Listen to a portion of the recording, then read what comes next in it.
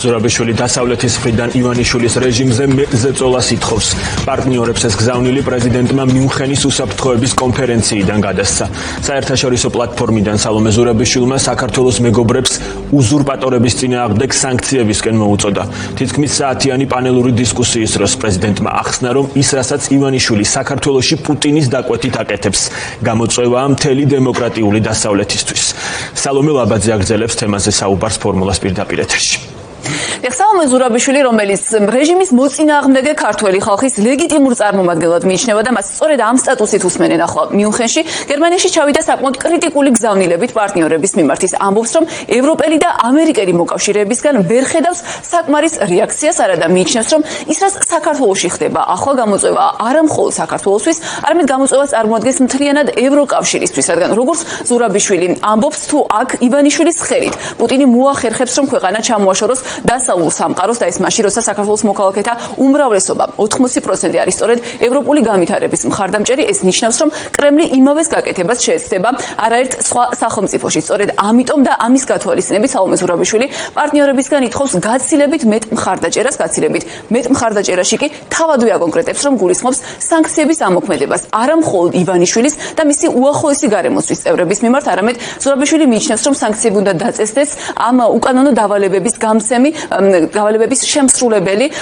რიგითი მოხელეების მიმართაც. ზურაბიშვილი ამბობს იმასაც, რომ თუ სანქციების დაწესება ვერ ხერხდება ევროკავშირის მასშტაბით, რადგან გაერთიანებაში ამას, როგორც ცნობილია, კონკრეტული სახელმწიფოები ეწინააღმდეგებიან, მნიშვნელოვანია, რომ ეს სანქციები ეროვნულ დონეზე აამოქმედონ ევროკავშირის წევრმა სახელმწიფოებმა.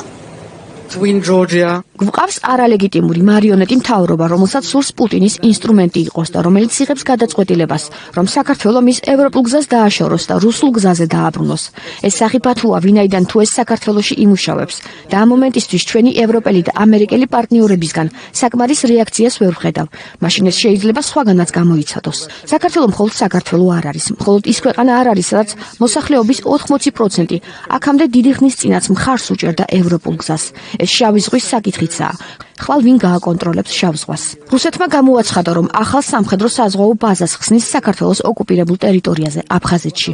ანაკლიის პორტი, რომელიც ერთ-ერთი დიდი პროექტია, არავინ არ იცის ჩინელების ხელშია თუ არა. ჩინელების შემთხვევაში, როგორც ყოველთვის არის ხოლმე, კონტრაქტს ვერ ხედავ.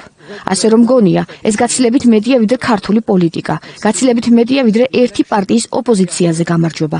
ვფიქრობ, ეს გამოწვევაა ევროკავშირისთვის. რამდენად არსებობს იმის ალბათობა, რამდენადაა მოსალოდნელი, რომ ევროკავშირის წევრი სახელმწიფოები ეროვნულ დონეზე შეეცდებიან სანქციების ამოქმედებას ივანიშვილის რეჟიმის ლიდერების წინააღმდეგ, ამაზე უფრო მეტს ვიგებთ გიორგი გახარიასგან, რომელიც ასევე იმყოფება მიუნხენში და შეხვედრებს მართავს ევროკავშირის წევრი სახელმწიფოების ლიდერებთან, მათ შორის საგარეო საქმეთა მინისტრებთან. გახარია, რომელიც პარტია საქართველოსთვის ლიდერია, აღნიშნავს, რომ ევროკავშირის წევრი ქვეყნების სახელმწიფოთა ლიდერების იზიარებენ იმ განწყობას, რაც ასახულია ევროპარლამენტის ბოლო რეზოლუციაში, რომლის შესაბამისადაც არის მოთხოვნა, რომ საქართველოში ჩატარდეს ახალი არჩევნები, რადგან ივანიშვილის რეჟიმი არ მიიჩნევა ქართველი ხალხის ლეგიტიმურ მმართველად და ასევე არის მოთხოვნა სანქციების ამოქმედების შესახებ. ამიტომ გახარია არ გამორიცხავს, რომ შესაბამისი ნაბიჯი გადადგას ევროკავშირის არაერთმა წევრმა ქვეყანამ. ასევე საყურადღებოა, რომ გახარია ამ ვიზიტის ფარგლებში შეხვდა საფრანგეთის ევროპის საქმეთა მინისტრსაც და როგორც თავადვე ადასტურებს ტელეკომპანია ფორმულასთან ინტერვიუში, ამ ვიზიტის ფარგლებში, ამ შეხვედრის ფარგლებში მას კითხვები დაუსვეს ბიძინა ივანიშვილზე, რომელიც სწორედ საფრანგეთის მოქალაქეა. ვისაც დღეს შევხვდით, მათი პოზიცია ზუსტად ასახავს იმას, რაც ევროპარლამენტის რეზოლუციაში წერია. ყველა შეთანხმებულია, რომ საქართველოში არჩევნები იყო გაყალბებული, რომელიც არ ასახავს ქართველი ხალხის ნებას და ერთადერთი გამოსავალი არის ახალი არჩევნები. თუ ახალ არჩევნებს ვერ მივახციეთ, მაშინ ყველა ინსტრუმენტი, რომელიც გააჩნიათ მათ შორის სანქციებიც უნდა იყოს გამოყენებული. საქართველო არის რეგიონის ერთადერთი ქვეყანა, რომელიც აქ არ არის წარმოდგენილი ოფიციალურ დონეზე. ჩვენი სომეხი პარტნიორების და აზერბაიჯანელი პარტნიორებიც აქ არიან უმაღლეს დონეზე წარმოდგენილი. და ჩვენ ყველას კარგად უნდა გვესმოდეს, რომ საქართველო ყოველთვის ლიდერი იყო მსგავს ფორმატებში. ყოველთვის ლიდერი იყო და ასრულებდა ამ ფუნქციას ღირსეულად. ამიტომ კითხვა მესმის რელევანტურია, მაგრამ უნდა გვესმოდეს, რომ თითოეული საქართველოს მოქალაქე, რომელიც დღეს დგას რუსთაველზე, მათი წყალობით უნდა დაუბრუნდეთ და მათი წყალობით ჩვენ ვართ დღეს. ივანიშვილ ბიძინაზე თუ გქონდათ ლაპარაკი საფრანგეთის ევროპის საქმეთა მინისტრთან საუბრის დროს, იმიტომ რომ ევროკავშირის რეზოლუციაში თუკი რომელიმე სახელმწიფო იყო ნახსენები საქართველოსთან ერთად, ეს იყო საფრანგეთის მთავრობისადმი მიმართვა, რომ მის მოქალაქე ივანიშვილის მიმართ გაატაროს შესაბამისი ზომები. კი, ქონდა საუბარი, რა თქმა უნდა, ქონდა საუბარი, მინისტრს აინტერესებდა მათი მოქალაქის საქართველოში მოღვაწეობა. საბოლოოდ ევროკავშირში, ისევე როგორც ამერიკის შეერთებულ შტატებში დარწმუნდნენ, რომ ივანიშვილი ბიძინა მოულაპარაკებელია. აზრი არ აქვს მასთან ლაპარაკს.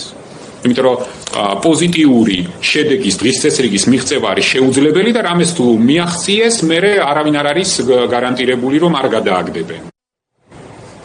შეგახსენებთ, რომ მიუნხენის უსაფრთხოების კონფერენციაზე არ იმყოფება ქართული ოცნების რეჟიმის არც ერთი წარმომადგენელი, საომე ზურაბიშვილი და გიორგი გახარიაკი ვიზიტს აგრძელებენ გერმანიაში და როგორც დაზუსტებითაა ცნობილი, საომე ზურაბიშვილის შემთხვევაში ის დღეს შეხვედრებს გამართავს ჩეხეთის, მოლდოვის, ესტონეთის პრეზიდენტებთან, ასევე საომე ზურაბიშვილი შეხვდება ევროპის საბჭოს გენერალურ მდივანს ალენ ბერსეს და რაც განსაკუთრებით საყურადღებოა, ზურაბიშვილს ექნება შესაძლებლობა შეხვედრა გამართოს ამერიკის შეერთებული შტატების დელეგაციასთან.